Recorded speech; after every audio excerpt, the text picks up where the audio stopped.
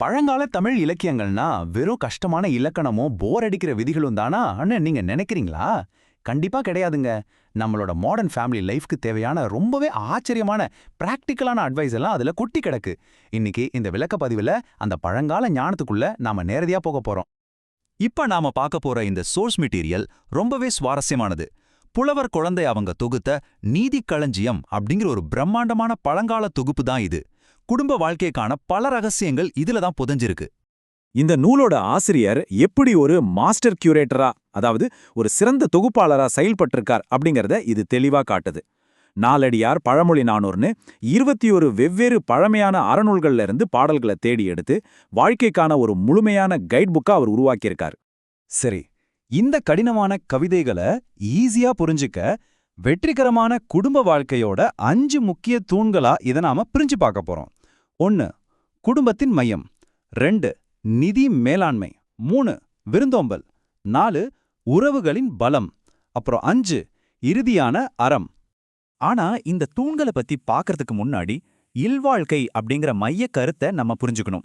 சிம்பிளா சொல்லணும்னா குடும்ப வாழ்க்கையை வெற்றிகரமா நடத்துறதுக்கான ஒரு முழுமையான கலை, அப்புறம் அதோட தத்துவம் இதுதான் இல்வாழ்க்கை. ஓகே, இப்போ முதல் பகுதிக்கு வருவோம்.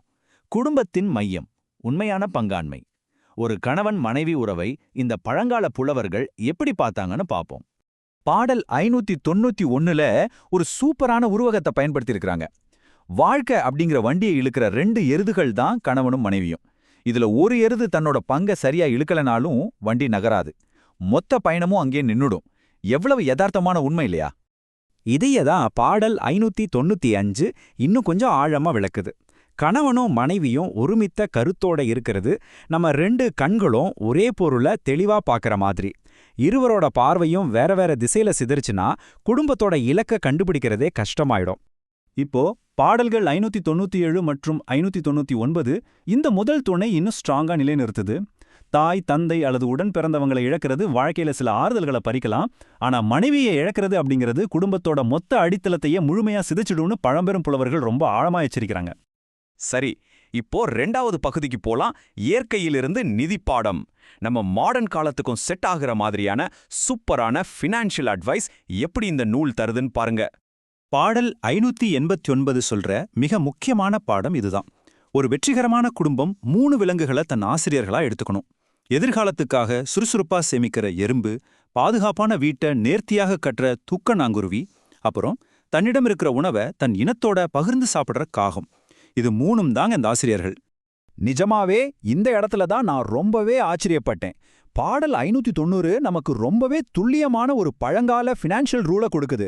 அதாவது உங்க வருமானத்துல சரியா 5ல் 1 பங்கு 20% உங்களோட முதுமை, நோய், அப்புறம் எதிர்பாராத குடும்ப செலவுகளுக்காக நீங்க கட்டாயம் சேமிக்கணும்னு சொல்லுது.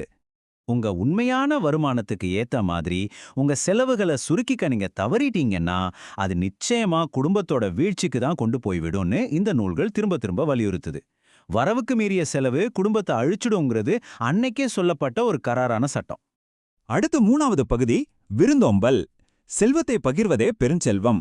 பழங்கால சமூகத்துல விருந்தோம்பலுங்கிறது ஒரு சாய்ஸ் கிடையாது, அது குடும்பத்தோட ஒரு கட்டாய பொறுப்பு. ஒரு குடும்பம் எப்படி விருந்தினர்களை சிறப்பா உபசரிக்கணும்னு பாடல் 586 சொல்லுது. முகக்குறிப்பறிஞ்ச ஒரு வார்த்தை கூட பேசாம விருந்தினர்களோட தேவைகளை புரிஞ்சுக்கிட்டு உபசரிக்கிற ஒரு குடும்பம் எந்த தடையும் இல்லாம ரொம்ப ஈஸியா செல்வத்தை சேர்க்கும்னு இதுல சொல்லப்பட்டிருக்கு. செல்வத்தை பதுக்கி வைக்கிறவங்கள பாடல் 593 ரொம்ப கடுமையாவே விமர்சிக்குது.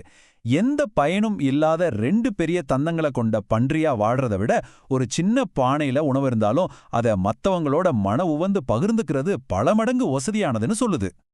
இப்போ நாம 4வது பகுதிக்கு வந்திருக்கோம். உறவுகளின் பலம். நம்ம சொந்த பந்தங்களை எப்படி கையாளுவது? பாடல் 596 நமக்கு ஒரு மறக்க முடியாத உதாரணத்தை தருது. அன்பான ஆதரவான உறவினர்களோட வாழ்க்கையை நகர்த்துறதுங்கிறது ஒரு பலமான பசுவோட வாலை புடிச்சுக்கிட்டு சீரிப்பாயிர ஆற்ற கடக்கிற மாதிரி.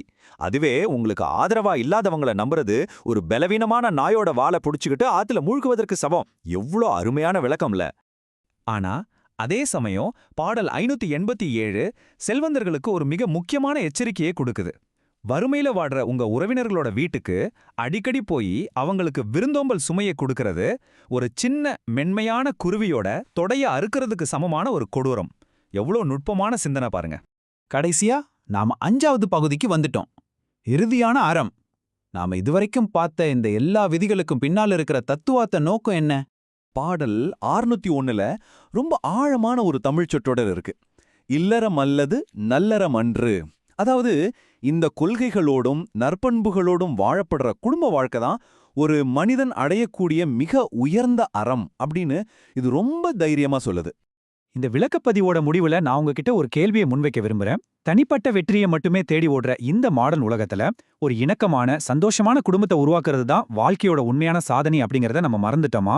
அந்த எறும்பின் சேமிப்பு, பானையை பகிர்வது, 2 எருதுகளின் ஒற்றுமை, இதையெல்லாம் கொஞ்சம் நினைச்சு பாருங்க. நம்ம உண்மையான வெற்றியை நோக்கிலாம் பயணிக்கிறோமா? சிந்திப்போம்.